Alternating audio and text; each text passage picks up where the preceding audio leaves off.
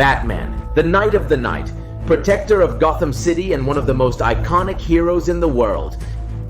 Joker, the clown prince of crime and one of the most sadistic terrorists the DC universe has ever seen.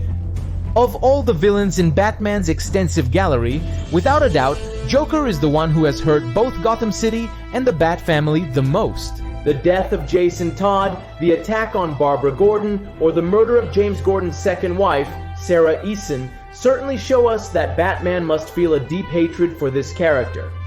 However, for some reason, Batman always decides to lock him up again in Arkham, from where we know he will escape to continue with a vicious circle in which Joker escapes, and Batman always hopes to be able to stop him. This makes us wonder, wouldn't it be better to kill the Joker once and for all? In fact, isn't Batman in a way also responsible for the crimes that Joker has committed when he escapes from Arkham?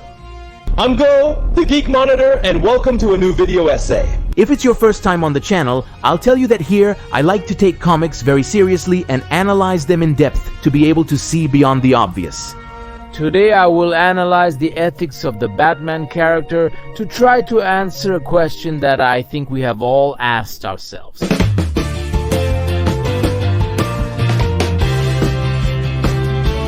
Should Batman kill the Joker?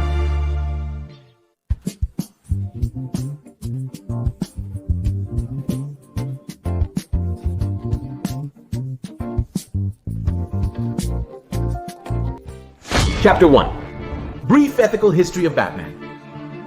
In 1939, the comic Detective Comics number 27 was published, a historic issue because it marked the first appearance of Batman. In it, we see a dark and violent Batman who even ends the story by hitting a criminal, causing him to fall into acid. Far from showing remorse, Batman simply limits himself to saying an appropriate end for those of his kind. After this grim start, Batman's career in comics took an unexpected turn, and the character became much more child-friendly, who were really the ones buying comics at this time. This change also affected the Joker, who went from being a killer as in Batman Comic 1 to a clown who was more of a prankster than evil. Over the next decades, superhero comics were filled with simple stories where the heroes always did the right thing. It should be clarified that in these stories it was very easy for the heroes and for the readers to know what was morally right. During the 70s, the comic industry had to mature to adapt to new generations, as comics were now also aimed at a more adult audience, an audience eager for more complex stories that brought some ethical dilemmas. It was then that authors Denny O'Neil and Neil Adams took charge of returning that dark touch to both Batman and the Joker. Batman would now return to his roots as a dark detective, while the Joker would return to being a mass murderer. This change culminated with one of the biggest ethical dilemmas Batman has faced, one that Frank Miller posed in the comic The Dark Knight Returns. To exist, must Batman be a criminal?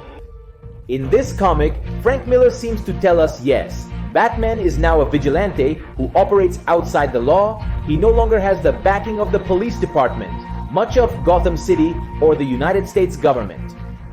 However, Batman seems to be completely okay with all of this, as he believes what he is doing is morally right. For Batman then, the law is not always right, and there are times when the only way to do the right thing is to be a criminal. This comic by Frank Miller is so transcendental that this ethical dilemma is one of the most common themes within superhero stories after 1985. We see it in Watchmen, Batman vs. Superman, Civil War, Nolan's Batman trilogy, etc. But then, if Batman has no problem breaking the law for what he believes is right, shouldn't he then kill the Joker for the sake of everyone? It turns out that the answer depends on the ethical theory one decides to follow. And in my opinion, there are two very relevant theories with completely opposite positions on this issue, which are Kant's theory and utilitarianism.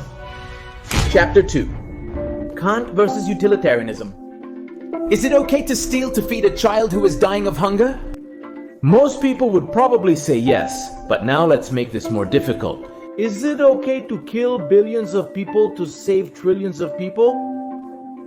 Ethics is the branch of philosophy that studies morality, that is, human behavior that we consider right or wrong. And contrary to what many people believe, there are situations where it is not so easy to differentiate between a morally correct act and an incorrect one. To help us in these difficult decisions, we have something called ethical theories, which are theories that help us justify our actions and serve as a moral guide in life. In the case of Batman's dilemma, if you believe he should kill the Joker, you probably identify with an ethical theory called utilitarianism. Utilitarianism is a theory that tells us that the best action, morally speaking, is the one that produces the greatest utility or benefit for the greatest number of individuals involved. In other words, it's a theory that focuses on the consequences of an action more than the action itself. So, under this premise, if Batman kills the Joker, he would be preventing all the deaths that Joker could cause in the future, which would make it a morally correct act. A decision very similar to the one Superman made in the Injustice comic. At first glance, utilitarianism doesn't sound so bad, but if Batman continues down this path, what happens if one day he has to sacrifice an innocent life to save 50 other innocent lives? In theory, a classic utilitarian should assume this cost, but this doesn't sound like something Batman would do. So much so that in the comic Kingdom Come, Batman and his team try to save the lives of the metahumans even though they could mean the end of the human race. In fact, we also see how in the Dark Knight movie, Batman decides to go save Rachel Dawes instead of Harvey Dent, even though Harvey would bring more benefits to Gotham City. Ironically, Joker used this Batman's ethic against him, tricking him into making the utilitarian correct decision, a detail, by the way, completely brilliant in Nolan's script.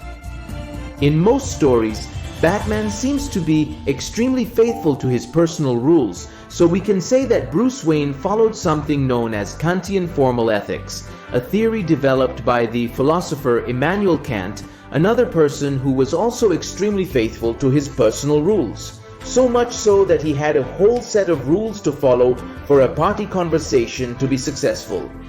The point is that Kant, besides being the life of the party, developed some rules called categorical imperatives. The most famous one, which is the one Batman seems to follow, goes like this. Act only according to that maxim whereby you can at the same time will that it should become a universal law. Okay, what Kant meant to say is that when we decide to follow a personal rule, it's because we believe that everyone else should also follow it.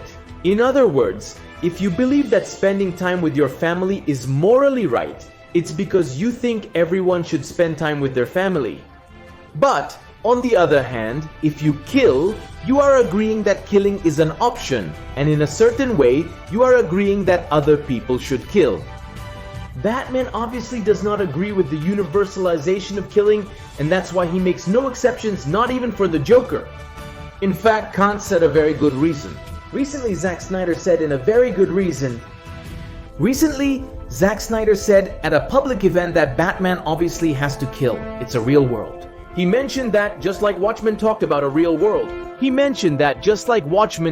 Superheroes being broken people and exposed them as either addicts, rapists, megalomaniacs, or impotent, his DC Universe and his Batman sought to expose the fact that superhero movies are broken and do not deal with the real-world consequences. However, I do not agree with the premise. And that's because for me, Batman doesn't kill. It doesn't mean he has never killed. Throughout the history of comics, both Batman and Superman have killed in extreme situations. It means they don't kill like characters such as the Punisher would. For me, Batman is like characters such as the Punisher would be.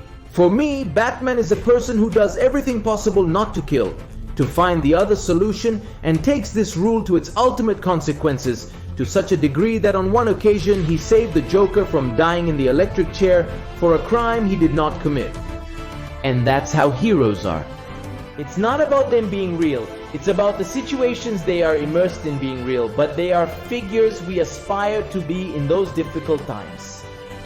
I stick with the words that Superman said to Batman at the end of the Kingdom Come comic, something that Batman has to carry Kingdom Come, something that Batman has to carry that more than anyone in the world, If you take everything away from Batman, you're left with a person who doesn't want to see anyone die. If you like this video essay to Dark Knight Returns and Watchmen, in which I compare these to Dark Knight Returns, and Watchmen, in which I compare these comics with other philosophy topics, I also invite you to follow me on my personal Instagram. I am Go, the Geek Monitor, and see you later.